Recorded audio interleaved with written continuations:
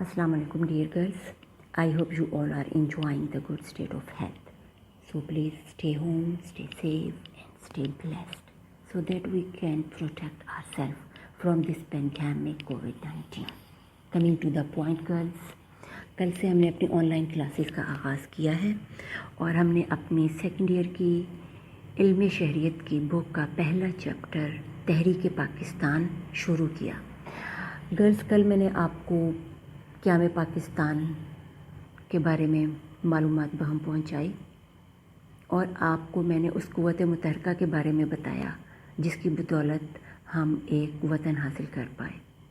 और उस सिलसिले में गुफ्तगू करते हुए मैंने आपको ये बात समझाई थी कि हर इंसान की ज़िंदगी में एक ख़ास सोच और फ़िक्र होती है और जिसकी बदौलत वो अपनी ज़िंदगी के लिए एक लाहे अमल तरतीब देता है।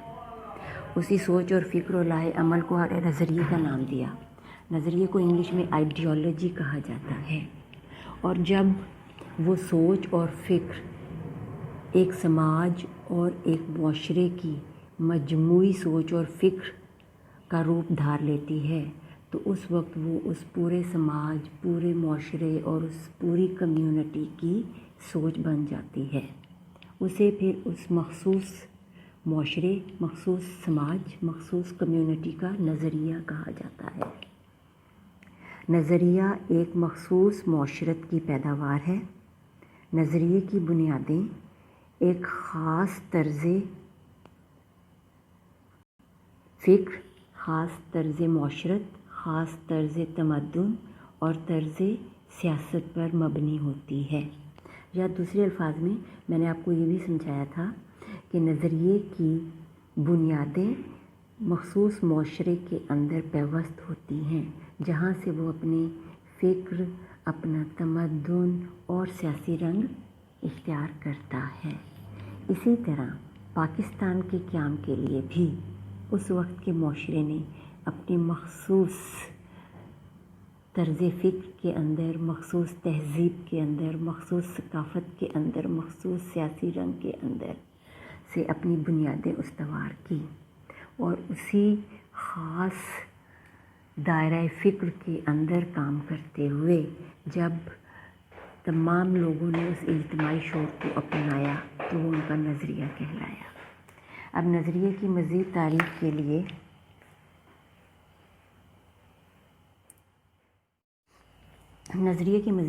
के लिए हम देखते हैं कि डॉक्टर जॉर्ज ब्रास किन अल्फाज में नज़रिए की तारीफ़ करते हैं। डॉक्टर जॉर्ज ब्रास कहते हैं कि आम ज़िंदगी का ज़ाब्ता या कोई प्रोग्राम जिसकी बुनियाद फ़िक्र व फ़लसफ़ा पर उस्तवार हो आइडियोलॉजी कहलाता है।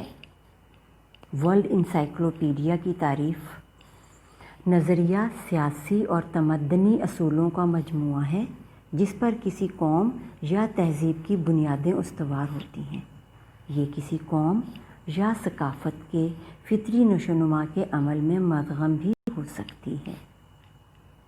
डियर गर्ल्स, ये थी जॉर्ज ब्रास और वर्ल्ड इंसाइक्लोपीडिया के मुताबिक नज़रिए की तारीफ़। इन तारीफ़ की रोशनी में भी और जो मैंने वजाहत आपके सामने पेश की उसकी रोशनी में हम ये कह सकते हैं कि नज़रिए से मुराद ऐसा ज़ाब्ता या प्रोग्राम है जिसकी बुनियाद फ़िक्र व फ़लसफ़ा पर रखी जाती हो और इंसानी ज़िंदगी के मुख्तलिफ़ पहलुओं मसलन सियासी, मुआशरती और तहज़ीबी मसाइल के हल के लिए कोई मंसूबा बनाया गया हो। उम्मीद करती हूँ कि नज़रिया मुकम्मल तौर पर आप पर वाज़ेह हो चुका है। इसके साथ ही अब हम अपने अगले कदम की तरफ बढ़ते हैं। नज़रिए की वजाहत के बाद हम देखते हैं कि नज़रिया पाकिस्तान से क्या मुराद है या नज़रिया पाकिस्तान का मफ़हूम क्या है। पाकिस्तान के क़याम के लिए भी मैंने आपको बताया कि एक क़ुव्वत मुतहरका नज़रिया थी जिसकी बदौलत कहा जाता है कि पाकिस्तान का क़याम इस दुनिया में वजूद पज़ीर होने वाली रियासतों में एक मुनफरिद और जुदागाना नौइयत का हामिल है और पाकिस्तान को एक नज़रियाती रियासत भी कहा जाता है। चलें साथ के साथ आपको ये भी बताती जाऊँ कि نظریاتی ریاست اس ریاست کو کہتے ہیں جو ایک خاص نظریے کی پیداوار ہو۔ تو کیا آپ میں سے مجھے کوئی بتا سکتا ہے کہ کیا دنیا میں نظریاتی ریاست کی کوئی اور مثال بھی موجود ہے؟ جی شاباش، سوچئے، یہ آپ کی برین اسٹارمنگ ہے۔ اوکے، چلیں میں آپ کو بتاتی ہوں کہ پاکستان جس طرح ایک خاص نظریے کی پیداوار ہے، اس طرح دنیا کے اندر ایک دوسری مثال جو ہے وہ اسرائیل کی ریاست کی ہے۔ اسرائیل کی ریاست بھی ایک اپنے مخصوص موسوی شریعت کی حامل ہے، اور اسی نظریے کی بدولت اس کی بھی تخلیق و تشکیل عمل میں آئی۔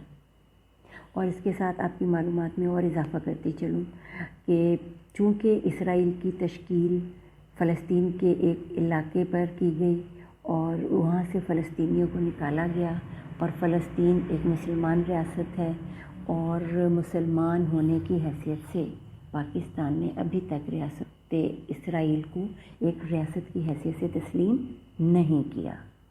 اگر آپ کو پاکستان کا پاسپورٹ دیکھنے کا موقع ملا ہو تو آپ بخوبی اس بات سے واقف ہوں گی کہ پاکستان کے پاسپورٹ کے اوپر واضح طور پر یہ الفاظ درج ہوتے ہیں کہ یہ پاسپورٹ جو ہے وہ اسرائیل کی ریاست کے لیے نہیں ہے، اور نہ پاکستان نے اس ریاست کو تسلیم کیا ہے اس لیے کہ ایک مسلمان ریاست کے ایک حصے پر غاصبانہ تصرف اور قبضہ کیا گیا اور وہاں سے مسلمانوں کو نکالا گیا۔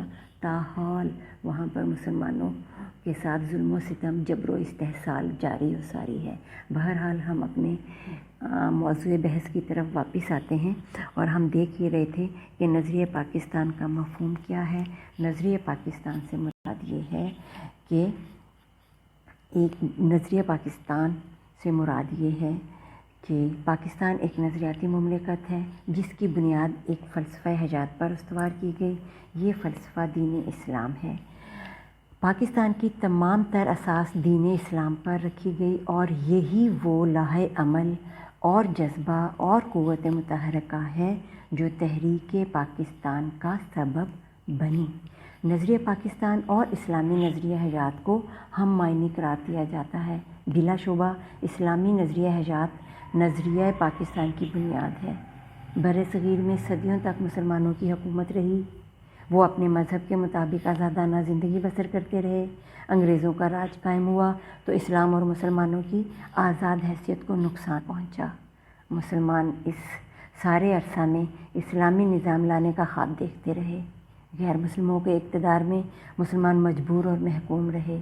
انگریزوں کے قدم اکھڑنے لگے تو صاف نظر آ رہا تھا کہ برصغیر پر ہندو اکثریت کی حکومت قائم ہو جائے گی، اور مسلمان انگریزوں کی عارضی غلامی سے نجات پا کر ہندوؤں کی دائمی غلامی کا شکار ہو جائیں گے۔